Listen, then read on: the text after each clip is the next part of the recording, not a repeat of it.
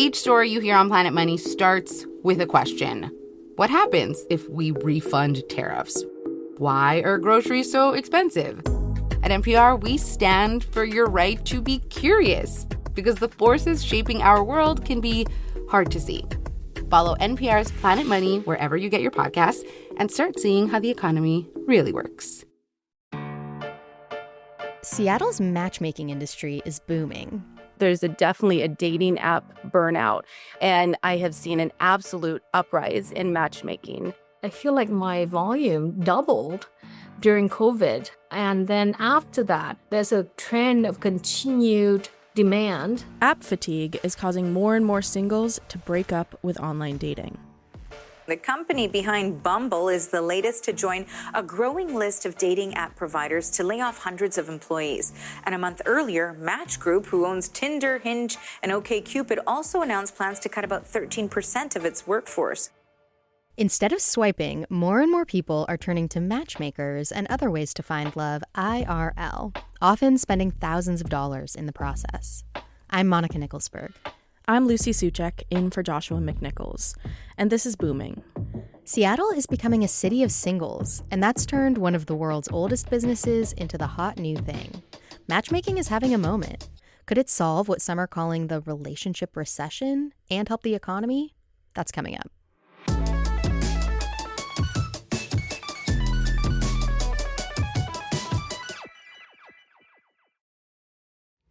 You're the matchmaker. You're the brother. What are you doing at the singles table? My mother wants me to marry. Hey, Lucy. Hey, Monica. Love seeing you in the hosting chair. Love to be here. So, can I start by asking you kind of a personal question? Sure. What has dating been like for you lately? Oh my God. Well, I go on the apps probably once a month. Okay, which ones? Hinge. That's just, it. Just Hinge. Okay. Yeah. I used to use Tinder, but Hinge is now what I use. And I swipe through for probably 5 minutes, get super bored, close it, and then don't open it for another month when I remember that I should probably be dating. Okay. Well, this is something that I have been hearing a lot about lately. App fatigue. And it's pushing single people to look for new ways to find love. I heard about this from Zach Thal. He's a single lawyer in his 30s and a big film buff. He actually volunteers at the Scarecrow Video, one of Seattle's last video rental stores. Oh, wow. Zach was so fed up with the apps that he turned to something a lot of people our age might not think of, matchmaking. Matchmaking. Okay, when I think of matchmaking, I think of Fiddler on the Roof. Oh, sure. And Netflix shows like Indian matchmaking. So are people actually hiring matchmakers in real life? Yeah. So Zach hired a matchmaker. He sat down with her to talk about what he's looking for, what his deal breakers are. He doesn't want kids, for example. And she took all that information and sorted through her database of suitors to find matches for him. And then he agreed to be set up on dates for 6 months. It feels less dehumanizing for sure. Even when we don't really click or whatever, it still feels like I met a person and it was a fine time and I didn't spend a bunch of time swiping and feeling gross about it. It's just you show up and either you click or you don't. But that feels a lot more normal and human. Yeah, that sounds really appealing to me. But I have to ask, how much does it cost? Okay, so it's not cheap. I talked to one company called 3 Day Rule. It's fully remote and has 90 matchmakers across the country. And they said their 3-month premium package starts at $6,300. $6,000 for 3 months? And $300. And that seems to be on the low end. I met another matchmaker who works for herself, Monique Lee, and she said she prices her services based on how hard she thinks it'll be to match the client.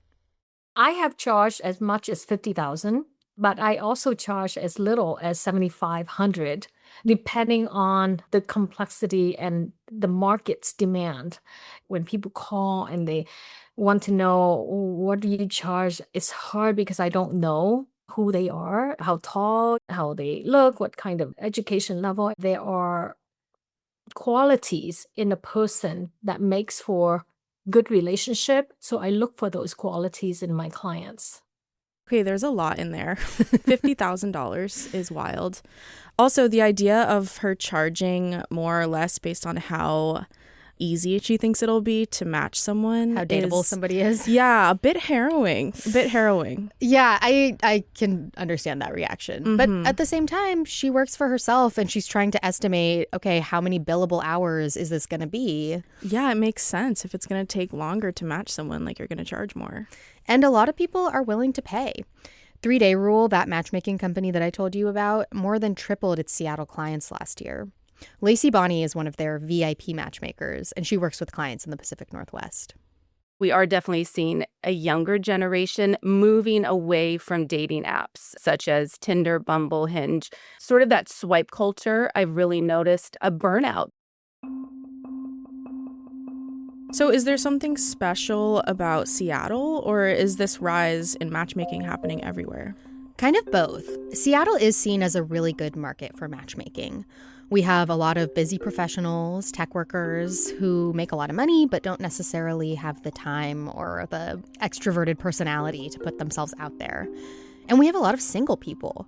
More than a quarter of the city's adults live alone. That's the 5th highest of any U.S. city. And about half of the men living in Seattle have never been married. What? Why do we have so many single people? Like, what are we doing wrong here? What's wrong with Seattle? Well, there's nothing wrong with being single, we should say. True. But I think just the nature of this city and the type of people it attracts creates a little bit more of a singleness trend. But it's not just Seattle. This trend toward more people living alone and not partnering up or partnering up later in life is nationwide. And so is the rise of matchmaking. That's what I learned from Adam Cohen-Aslati. He's the CEO of 3 Day Rule, and he has a really high-level view of the dating industry.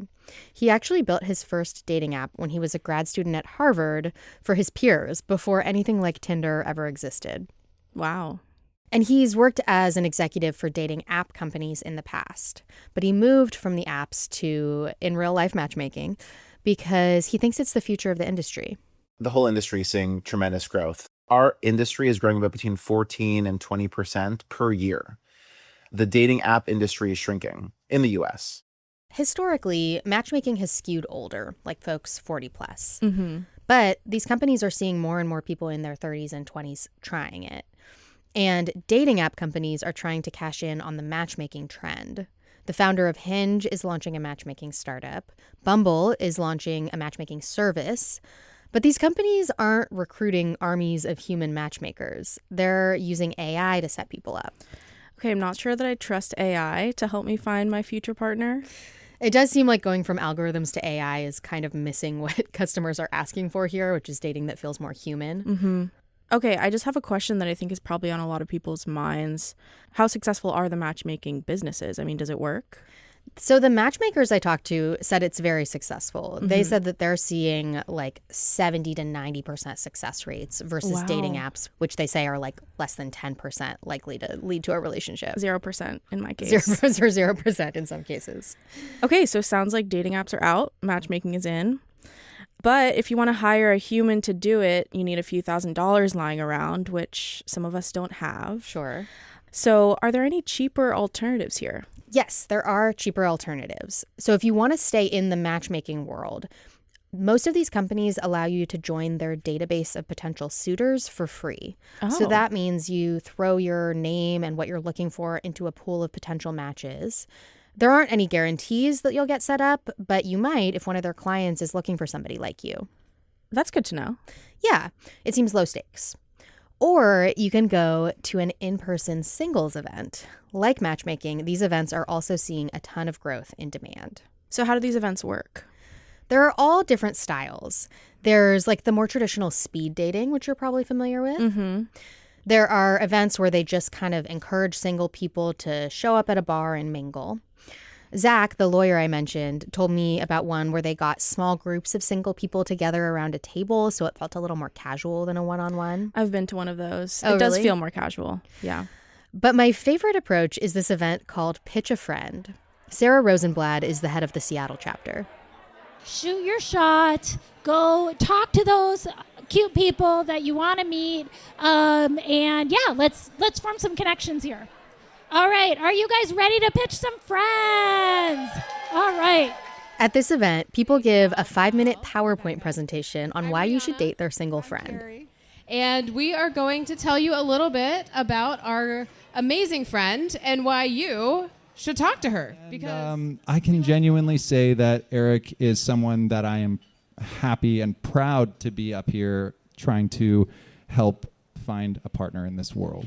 And she wants positive attitude, good sense of humor, values friendship. For me as Diane's friend, I'm looking for her to date someone with a boat. Mike, I believe you own multiple, so let's connect.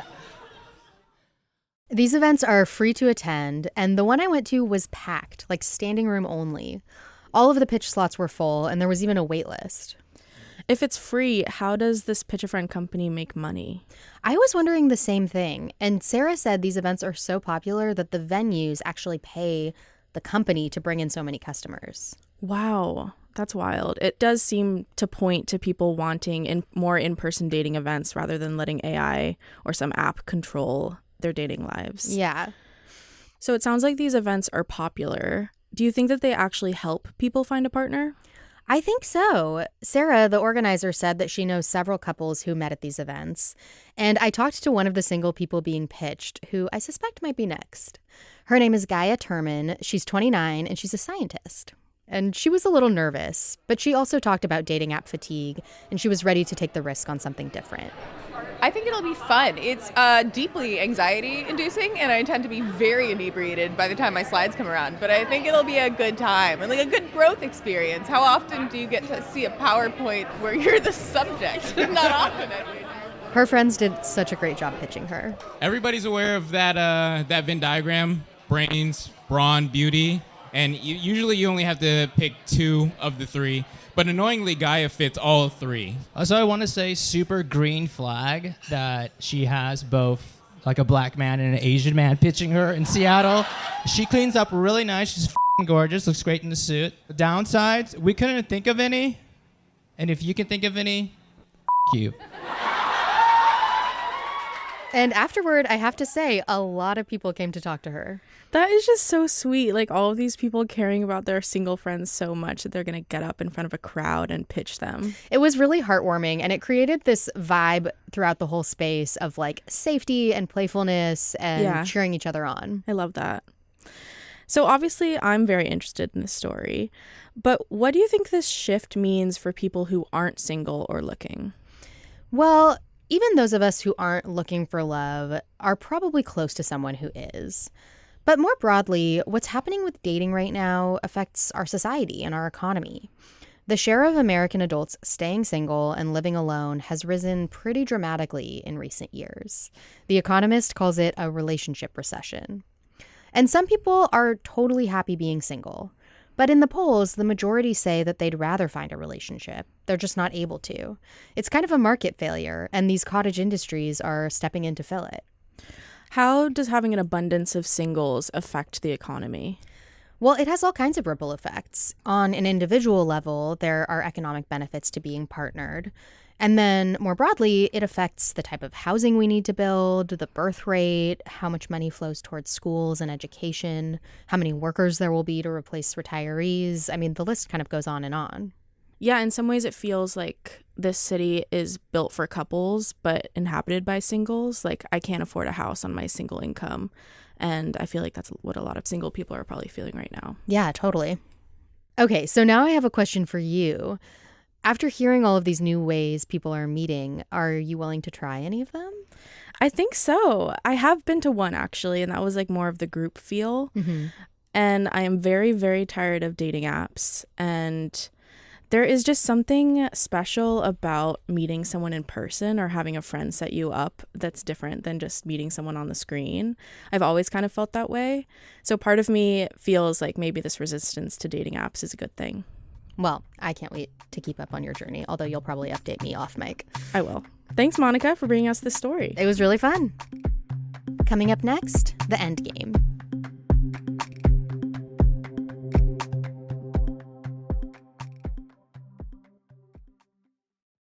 Welcome back to the end game. Lucy, I heard you came up with a brilliant idea for us today. I have a very fun end game planned. Basically, it's 2 Truths and a Lie dating edition. Oh boy. So I definitely have some horror stories with dating in the apps. I'm sure you do too. So I thought we could do a little game of 2 truths and a lie, share 2 true horror dating stories and 1 lie, and we have to guess which one is the lie. Okay, let me think about it. You go first. Okay, but I have one quick question for you. Do you have any experience with dating apps? No, not really. I met my husband right as Tinder was kind of coming on the scene. Yeah. So let's see how long we've been together. Mhm. But I have always been really fascinated with them. I love going on my friends' dating apps on their behalf. And I have this recurring dream where I have to set up a Hinge profile, which is kind of fun, but extremely stressful. And then I always wake up like relieved that I'm married. I don't have to do that. That is very interesting. Yeah. I wonder what that means. Can I tell you one major pet peeve? Yes. I don't like when my coupled friends tell me that they want to swipe on my Hinge. Oh, really? Am I being gauche by doing this? I'm just like jealous that you don't have to because I see. hate Hinge so much. Okay. Yeah. Who wants to go first? You go first and I'll think of mine while Okay. you're playing. I'll go first. One time I went on a date with someone from a dating app and he told me that he likes to bring his dates to graveyards to keep them on their toes. Whoa. 2, I met someone on a dating app. We chatted for a while. We went on a first date. We closed down the bar. It was a great date. We talked multiple times about hanging out again. He wants to cook for me, watch movies together. And then he ghosted me completely. Why do people do this? I And don't know if this then- is true or not, but like I know it does happen and it's crazy. 6 months later, he slid into my DMs again. Okay, 3. I went on a date with someone and the conversation was so dry that I ended up running through all the questions I usually ask and was grasping at straws. So I asked what her favorite vegetable was. What was it? I don't remember. Maybe like tomatoes or something. I think that one's the lie. I couldn't answer the question. Yes. You are correct. It was the lie. However, I did ask what someone's favorite fruit was. For the same reason. Because it was such a bad date. It was such a dry conversation. Wow. Okay. Did you ever go on a second date with the graveyard person? No, I did not. Okay. I don't think that would be a deal breaker for me, but I'm kind of spooky. Yeah, it wasn't a deal breaker, but in combination with other factors, it was a no for me. Okay. All right. Okay, what are yours? Okay. So all of my dating experience comes from pre-2014 and mostly in New York where I was living at the time. Mm-hmm. So, number 1, I was kind of casually seeing this musician, and he never really ended things with me, but I sort of got the message when he asked out my roommate. Oh, okay. Okay, there you go. Number 2, I was seeing this guy who was not very nice, and I had planned to break things off with him, but happened to be hanging out with him the night that Hurricane Sandy struck, and ended up being stuck with him for like 4 more days until I finally said, I need to go stay with my family who has like fresh water. And Yeah. you have to walk back to Crown Heights. Wow. Okay. Or number 3, I was at a wedding and really hitting it off with one of the groomsmen, and he asked me for my number. And I later found out that his wife was in attendance. Whoa. Okay, I'm between 1 and 3. 1 because you didn't give very many details.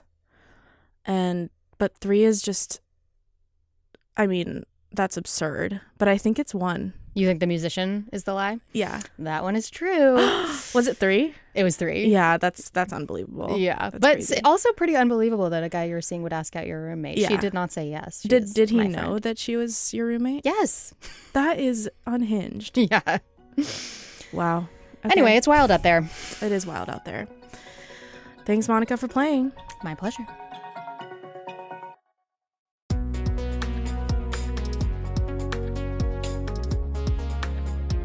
That's it for Booming. Thank you so much for listening. If you want to get in touch with us, we always love to hear from our listeners. You can email us at booming@kuow.org or leave us a voicemail at 206-221-7158. And thank you so much to the people who are donating to the show. We really appreciate it. If you want to donate, go to kuow.org/booming. And thank you. Our producers are Lucy Suchek and Alec Cowan. Our editor is Carol Smith. Music by Blue Dot Sessions, Musicbed, Artlist, and Alec Cowan. I'm Monica Nicholsberg. I'm Lucy Suchek. Joshua will be back next week. We'll see you next time.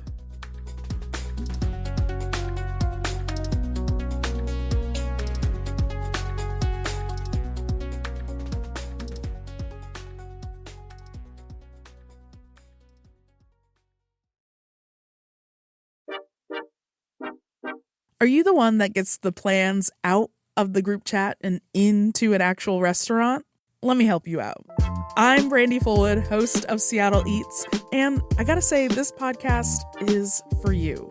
Every week I talk to chefs, critics, industry people about the best places to eat in Seattle, so you always know where to go next. Listen to Seattle Eats on the KUOW app or wherever you get your podcasts.